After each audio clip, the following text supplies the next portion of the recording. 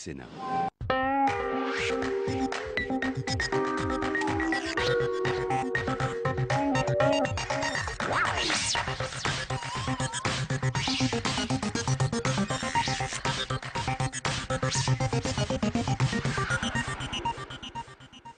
Bonjour à tous, bienvenue à bord de la Politique Sénat, le magazine du web politique. Vous le savez, vous pouvez commenter l'émission sur Twitter avec le hashtag LPCN. Nous attendons vos commentaires. Tout de suite, le sommaire.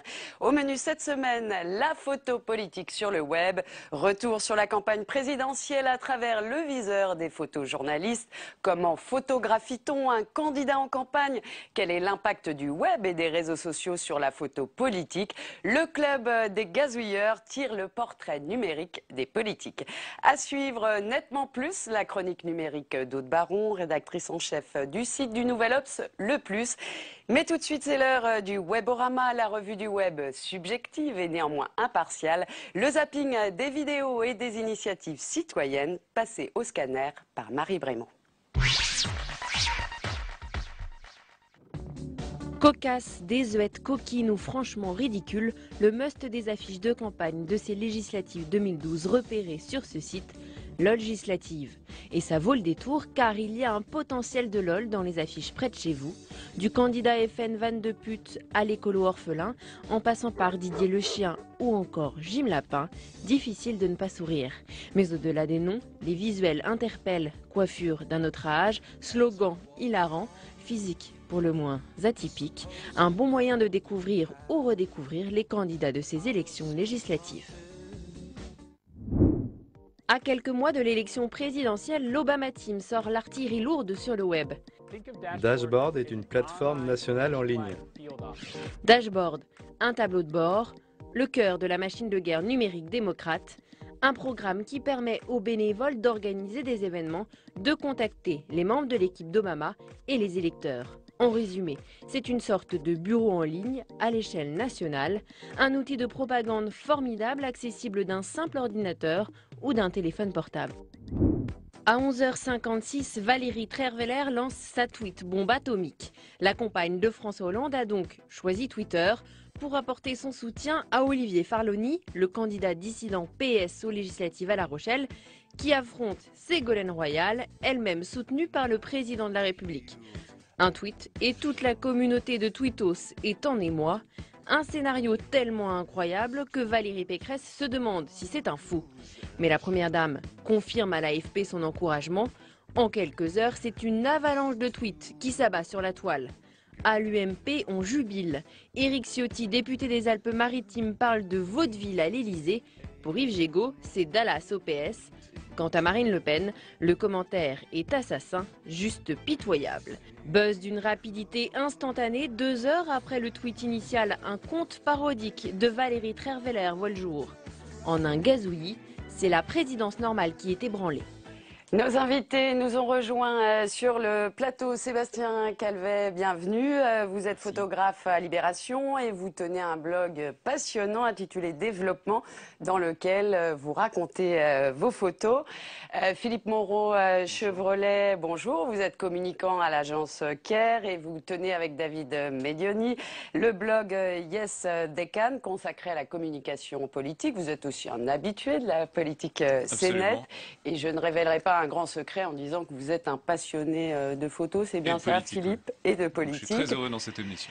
Enfin, Joël Ronez, vous êtes, bonjour, vous êtes directeur des nouveaux médias Radio France. Vous avez initié un beau projet, le site Cliché de campagne, dont nous parlerons tout à l'heure. Et puis précédemment, vous étiez chez Arte, vous avez fait aussi des beaux web documentaires, je pense à Prison Valley. Une réaction à cette revue du web, je vous ai vu vous esclaffer pendant le site LOL législative. C'est le potentiel du LOL, du web, et qui s'applique à ces élections législatives. Non, c'est ce qui est fascinant avec le web, hein, c'est que évidemment c'est un vaste terrain de contraste entre des choses très anecdotiques et hilarantes et puis d'autres choses aussi. C'est un formidable potentiel pour la création, la plus exigeante. Donc moi je trouve ça formidable. Là, évidemment, l'image que l'on voit ici est typiquement... Avec Jim Lapin. Voilà, c'est une... Faut pas oublier son suppléant, hein, Michael Blanche-Dent. Là, il y a du potentiel. Pour ruiner une émission par des fous rires aussi. Allez-y, je vous en prie. Philippe Moreau, Chevrolet, vous pouvez réagir aussi au site législatif. La législative, si il y a tellement mais... peu de, la politique a tellement peu de moyens en fait pour faire les choses bien. C'est souvent assez bricolé sur un ordinateur, c'est fait par des copains le plus souvent, si c'est pas par la famille. Donc c'est sûr qu'au niveau des affiches législatives, on a des contrastes absolument fabuleux entre des très gros candidats et des tout petits candidats. Mais pourquoi c'est toujours un gars finalement quand même les affiches c'est un exercice contraint que ça soit déjà. La campagne présidentielle ou. Est-ce qu'il est en général on a tendance à vouloir reproduire des modèles qu'on a en tête, sauf qu'on le fait en vraiment beaucoup moins bien quand on n'est pas dans une écurie d'un grand parti. Quand on est dans un grand parti, il y a un modèle imposé qui est envoyé à tous les candidats, qui en général est assez suivi et qui est en général ringard invariablement parce qu'il c'est le plus petit dénominateur commun et de la photographie et du slogan politique qui s'applique dans une campagne comme celle-ci. Sébastien Calvet, vous, le photographe. Je crois que les gens dont on se moque allègrement, là, ils n'ont pas beaucoup de conseils en communication, donc ils font ça avec leurs propres moyens. Et le truc, c'est qu'aujourd'hui, techniquement, les moyens, ils sont infinis. C'est-à-dire qu'on a à disposition des logiciels de maquette, n'importe qui peut faire une photo de bonne qualité, en tout cas techniquement. Donc voilà, tout le monde peut s'improviser maquettiste. Après, est-ce qu'on a l'œil, le regard, voilà, c'est autre chose. J'en viens à un autre sujet. Est-ce que Twitter est un média efficace en termes de communication? Alors, je fais référence au tweet atomique de Valérie Trierweiler.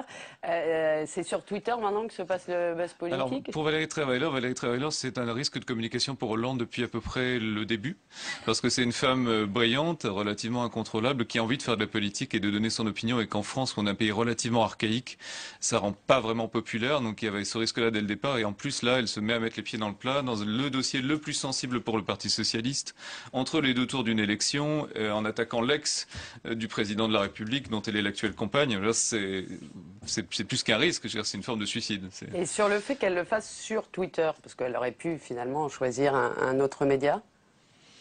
Moi, je trouve que c'est un vrai signe aujourd'hui, parce qu'il y a quelque chose qui est étonnant quand même de la part de Valérie Trierweiler, c'est qu'elle n'ait pas mesuré ça, ou alors elle l'a trop bien mesuré, c'est que aujourd'hui, une personne qui est sur Twitter est un média à lui seul. Voilà, une personne qui dit quelque chose, c'est un propre média. Je ne sais pas combien a d'abonnés Valérie Trierweiler, mais là, ce serait intéressant de regarder, mais l'audience est considérable. D'autant que sur Twitter, ce sont quand même les personnes influentes, les journalistes, c'est un relais d'opinion immédiat quand même. Qui parle. Elle devient à elle seule un média, au même titre qu'un journal, qu'une chaîne de télé. Donc c'est quelque chose qui a une audience incroyable. Il y a, je crois, un journaliste de New York Times, qui est une des plumes du journal, qui a 1 million de followers. C'est-à-dire qu'il a plus d'audience quand il dit quelque chose sur Twitter que son propre journal. Donc c'est quelque chose qui est quand même assez étonnant et qu'il va falloir pour les journalistes et pour les politiques mesurer. Et pour les politiques aussi. En tout cas, c'est un symptôme de cette communication du temps réel et du format très court qui ne traduit pas les nuances. C'est vrai que sur 140 signes, vous êtes obligé tout de suite de faire mouche et vous n'avez pas la possibilité d'aller au-delà des faits, sujet, verbe, complément. Et cette information est transmise immédiatement. Et ça aurait été dit sur on va dire il y a 5 ans, ça aurait été dit sur une radio ou une télé. Il y aurait eu un droit de suite, il y aurait eu un questionnement derrière quand même du journaliste. Là, elle lance son tweet et après silence radio quand même, si j'ose dire. Ce qui est intéressant aussi, c'est de voir de manière institutionnelle, elle n'a pas réagi en faisant un communiqué qui passe par son cabinet et donc par l'Élysée, c'est qu'elle réagit directement. Donc ça, c'est entre la première dame et les Français, en gros, maintenant, elle peut dire un peu ce qu'elle veut quand elle le veut et à ses risques et périls. Donc c'est assez nouveau et c'est intéressant quand même. Place maintenant au club des gazouilleurs en discussion. Aujourd'hui, la photo politique à l'heure du web et des réseaux sociaux. Comment photographie-t-on un candidat en campagne? Face au flux d'images en temps réel, y a-t-il un renouveau du photojournalisme? Armés de nos smartphones, sommes-nous tous potentiellement des photojournalistes?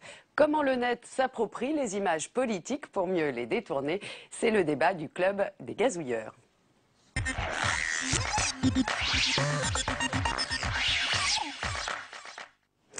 Sébastien Calvet, alors vous suivez le PS, je crois, depuis longtemps pour Depuis Libération. 12 ans, ouais. Et vous n'en êtes pas à votre première présidentielle. Ouais, c'est la troisième que je couvre. Alors comment avez-vous vécu celle-ci? Première question. Et Python, un animal politique? Cette campagne-là, elle a subi d'accélération totale. C'est une accélération dans les informations, celles qui nous arrivaient, celles qu'on transmettait. C'est une accélération de la diffusion des images, de la diffusion des informations. Enfin bon, tout s'est accéléré. Et comme les informations s'accélèrent, les déplacements politiques et le travail qu'on peut faire sur le terrain, ils s'accélèrent aussi. On reste très peu de temps sur les visites, dans les villes qu'on visite. Voilà. Donc pour moi, le maître mot sur cette campagne, c'est l'accélération totale. Et Philippe Moreau-Chevrolet, on imagine une mainmise, une main de fer, justement, des staffs pour essayer de cadrer cette image du candidat. Oui, absolument. Il y a surtout au Parti socialiste où on a une vraie peur en fait de l'image qui pourrait sortir un peu, ce qu'on en parlait avant d'entrer en plateau, du cadre qui a été préétabli dans le plan de com qui concerne la séquence du jour. Donc c'est très compliqué pour les photographes d'arriver à avoir des images un peu spontanées, un peu vécues, un peu vraies, parce qu'il y a un vrai contrôle. Par exemple, on peut pas plus photographier aujourd'hui de politiques en train de manger. Quand un politique mange, il y a un cordon de sécurité qui est fait autour de lui pour empêcher qu'on ait une photo un peu dégradante où le politique est en train de piquer dans son assiette. C'est pas quelque chose qu'on peut photographier aujourd'hui parce qu'il y a une vraie protection, il y a une vraie volonté de contrôle de l'image. À mon sens, ça va un peu loin, c'est-à-dire qu'on tue un peu la spontanéité des images, on tue un peu la spontanéité du candidat. Du coup, on en fait une image assez lisse, un peu transparente, et du coup, quand il y a le moindre accroc après, l'accroc devient d'autant plus visible qu'on a construit une image lisse et transparente. Sébastien Calvet, vous aviez fait c'est vous, je crois, une photo de François Hollande dans un train, oui, où il est sans lunettes. Et ça n'a pas trop plu, ça? Alors, c'est très étonnant l'histoire de cette photo parce que c'est effectivement une image de François Hollande en train de retravailler un discours dans le train et il est sans lunettes et il m'a totalement oublié. Alors, c'est une photo qui a fait du bruit, mais alors pas du tout, mais du tout à cause des politiques. Là aussi, Twitter a eu son indépendance. C'est Audrey Pulvar tout est parti d'elle le matin, qui à 6h du matin a photographié cette image dans Libération. Et qui a dit texto, le reconnaissez-vous, est-ce que Libé a un compte à régler avec François Hollande? Et ce Twitter a été repris par la matinale d'Europe 1, par le blog de Morandini, par plein de médias. Joël Renez, justement sur l'impact des réseaux sociaux et d'Internet sur le travail de la photo de campagne. Vous avez initié un projet qui s'intitule Cliché de campagne. C'était donc c'est un site qui existe toujours, si vous pouvez un peu raconter ce projet. Cliché de campagne, c'est des photos d'un collectif de photographes donc de très haut niveau, qui est l'agence MUOC, qui travaille pour toute la presse française et aussi internationale. Une carte blanche, ça aussi, c'est-à-dire qu'il y a le point de vue de l'auteur et on lui laisse la possibilité donc de travailler dans la liberté. Une sélection qu'on fait de ces clichés et une sélection aussi des tweets pour pouvoir avoir le commentaire avec le point de vue du journaliste et de la rédaction et aussi le contre-champ. Il y a des photos assez cocasses où à Tulle, on voit le photographe, la photo, le cliché officiel en fait entre guillemets du photographe, et on voit le tweet pic d'un confrère ou de quelqu'un dans le public, et on a le champ contre champ. Donc c'est presque un jeu de miroir.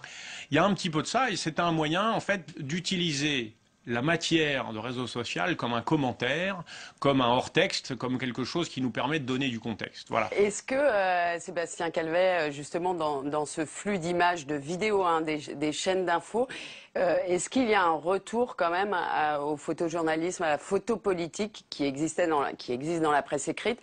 Mais j'ai un peu le sentiment, mais peut-être que je me trompe, qu'il y a de plus en plus de portfolios sur les sites d'infos. Non?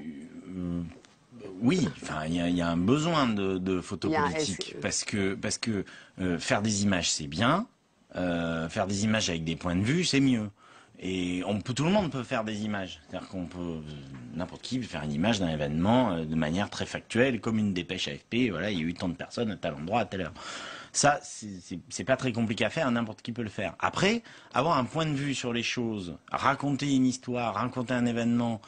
Je dis même pas d'une manière journalistique, mais voilà, avoir un regard sur les choses, ça c'est un vrai travail. C'est la même chose que pour les blogs. Pareil. C'est-à-dire que le fait de pouvoir s'auto-publier n'a pas amené une surabondance de Marcel Proust ou de Marianne Diaye. Je veux dire, c'est quand même deux choses différentes. On utilise les mêmes outils.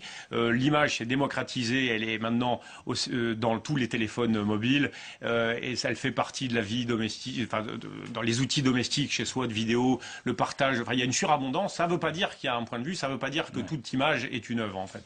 Et c'est intéressant sur le cliché de campagne, pardon, mais moi j'ai adoré ce projet parce que je trouve que c'est un véritable constat de ce que nous on a vécu, ce que je parlais de l'accélération photojournaliste sur cette campagne-là, c'est-à-dire qu'à la fois nous on fait nos images, mais autour de nous il y a des gens en train de photographier le politique. On est entré dans un âge d'or pour moi de la photo politique parce qu'on est dans un âge d'or sur Internet de la photo tout court en fait. Il y a 40 millions d'utilisateurs d'Instagram. Je crois qu'il y a une photo toutes les 6 secondes sur Instagram. On a 51 millions d'utilisateurs sur Flickr et il y a, on va dire, 1 milliard d'images qui sont téléchargées sur Facebook.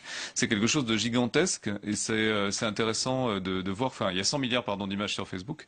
Donc c'est intéressant de voir que la photo est devenue un média un peu star sur Internet. Et pour une campagne politique. Alors que c'était c'est aussi la vidéo jusqu'alors. Hein. Mais la photo est plus rapidement échangeable sur smartphone. C'est un média qu'en plus on peut s'approprier. Instagram a vraiment décomplexé les gens sur l'utilisation de la photo. On peut faire des jolies photos en avec des filtres n'ayant sympas, aucune qualification ni aucun entraînement préalable avec les filtres. Et ça décomplexe beaucoup le rapport à la photographie. Et je trouve que c'est intéressant ça.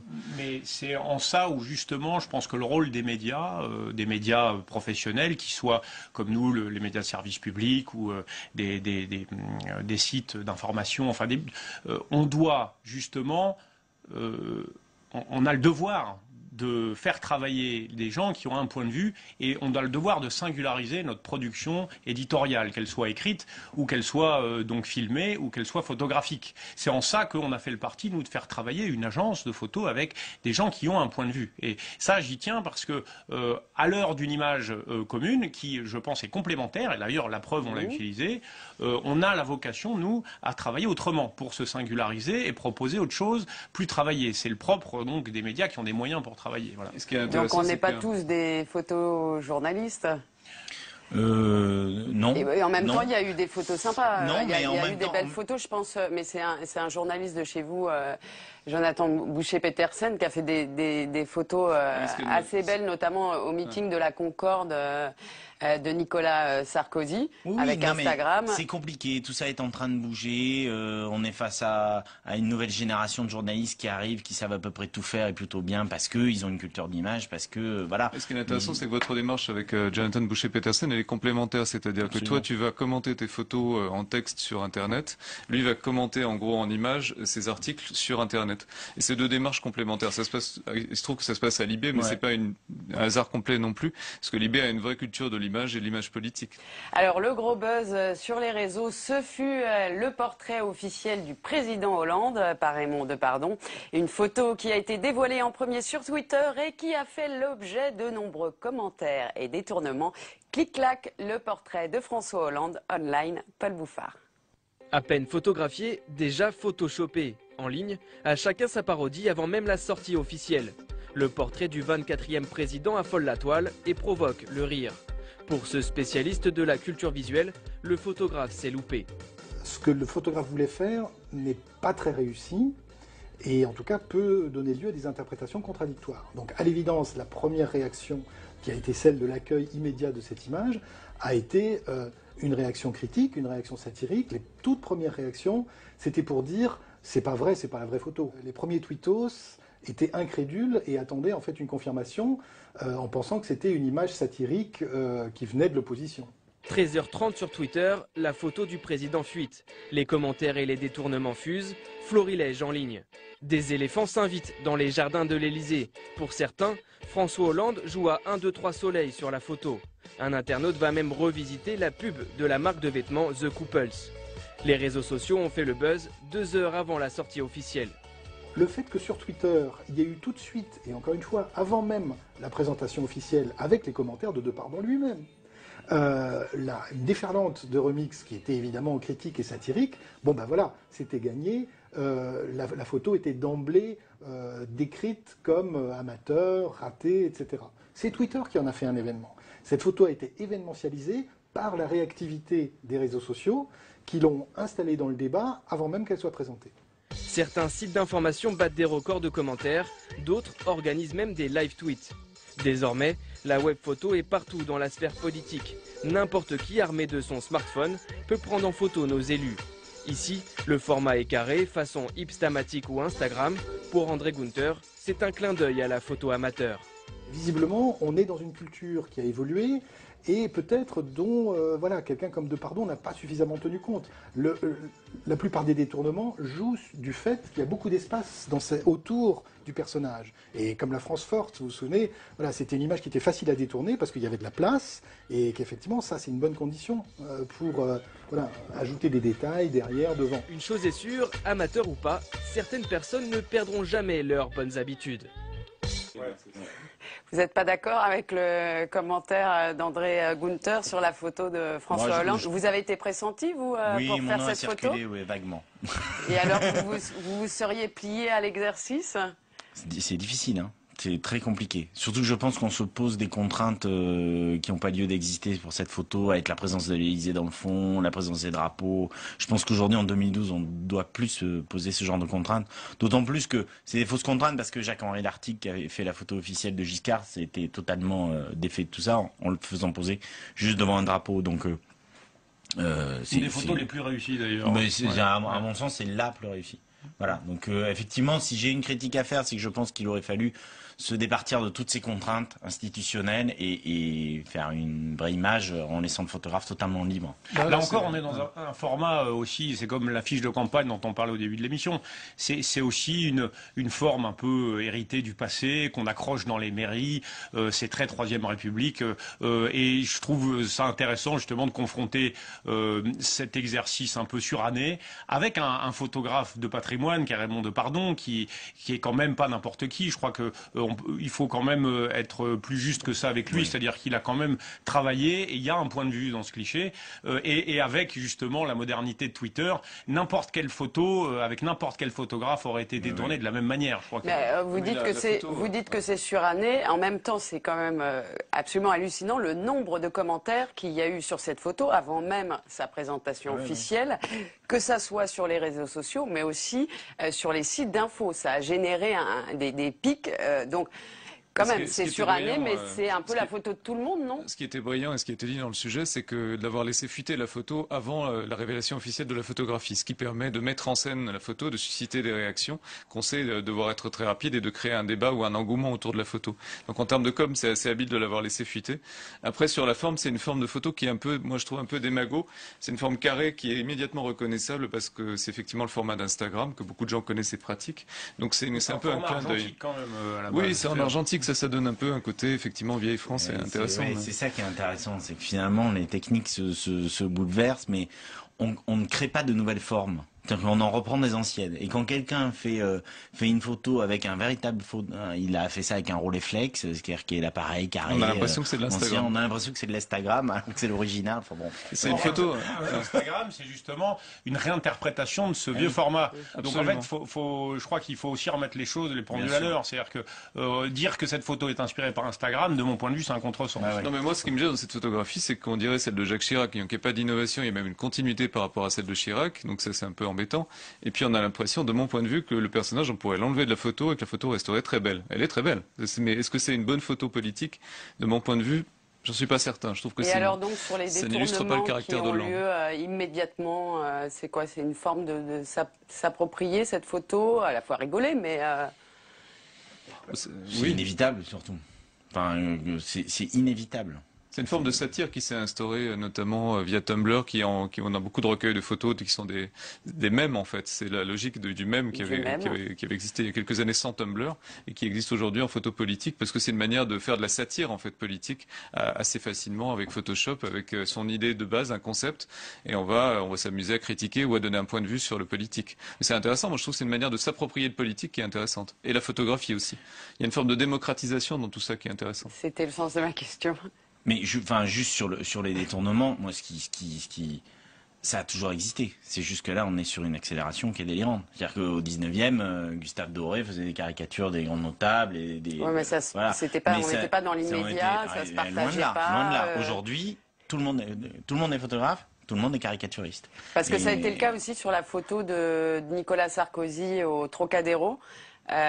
Où il est plus grand que la Tour Eiffel.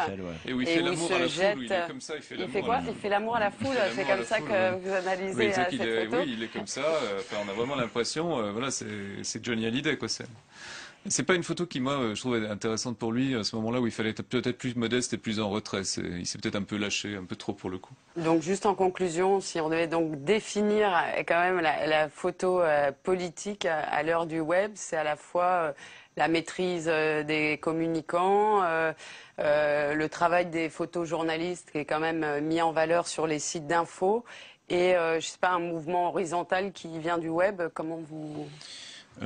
C'est un peu avec tout ça. Il faut faire un pas de côté par rapport justement ce que veulent les politiques et les communicants pour faire vraiment son travail, pour essayer à la fois de regarder l'événement et de faire des images un peu de la coulisse. Il faut faire vraiment le pas de côté et en même temps il faut prendre en compte cette multiplicité d'informations, de gens qui font des images autour de vous, de transmission des images.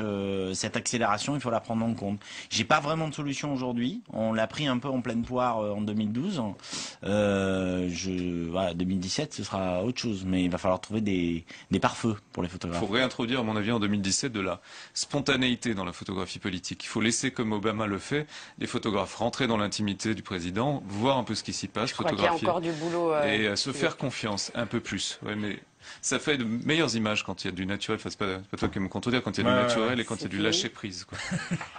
Merci, c'est la fin de ce débat. Merci à mes gazouilleurs du jour. C'est maintenant l'heure de Nettement Plus, la chronique numérique d'Aude Baron, rédactrice en chef du site du Nouvel Obs Le Plus.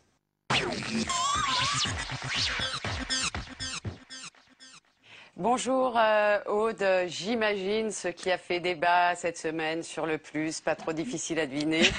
Et vous imaginez bien, c'est donc la présidence normale de François Hollande qui a été soudainement interrompue par le tweet de Valérie Trierweiler dont vous avez parlé. Donc un tweet de soutien à Olivier Falorni et qu'on peut surtout voir comme un coup de poignard contre Ségolène Royal. Et un tweet donc qui a fait l'effet d'une véritable bombe, Aude. Bah oui, parce que jusqu'à présent, François Hollande avait fait un parcours quasi sans faute avec une communication sous contrôle pour pas faire son image d'homme normal. Donc, entre ses déplacements qu'il effectuait en voiture ou en train plutôt que l'avion, il voulait garder son appartement dans le 15e. Une photo, vous en avez parlé aussi, assez simple dans les jardins de l'Élysée. Et là, tout d'un coup, badaboum, tout s'effondre. Et finalement, ça pose la question de la normalité. C'est le candidat Hollande qui se voulait normal par opposition à un Nicolas Sarkozy qui est excessif, qui a tendance à mélanger vie privée et vie publique. Mais maintenant qu'il est président, François Hollande n'est de fait plus vraiment normal. En revanche, il peut être peut-être simple et discret. Mais alors là, ces plans sont quelque peu perturbé par ce tweet. Effectivement, Valérie Trierweiler, en s'exprimant sur un sujet politique sur Twitter, donc sur un espace public, a poussé François Hollande à intervenir pour réaffirmer son soutien à Ségolène Royal. Et certains se demandent même s'il ne devrait pas intervenir pour définir, expliquer aux Français le rôle de sa femme, est-elle ou non une première dame, pour que chacun sache à quel titre il faut l'écouter quand elle s'exprime. Et Valérie Trierweiler, finalement, n'est plus vraiment, elle non plus, normale. Et pourtant, elle fait des efforts pour le rester. On a bien vu, elle voudrait rester journaliste. En même temps, elle a un bureau et des collaborateurs à l'Élysée. Elle refuse ce rôle de première dame. En même temps, elle accepte des interviews pour l'expliquer, un rôle qu'elle ne cerne elle-même pas vraiment. Donc, elle l'a répété aussi, politiquement, elle ne souhaite pas intervenir et elle vient de prouver le contraire. Donc, la situation est encore un peu confuse. Cela dit, c'est pas tellement Hollande, finalement, qui a fauté. C'est pas lui directement, mais le nom de Valérie Trierweiler, de fait, est quand même associé au sien. Et surtout, on peut y voir quelque part une conséquence salutaire.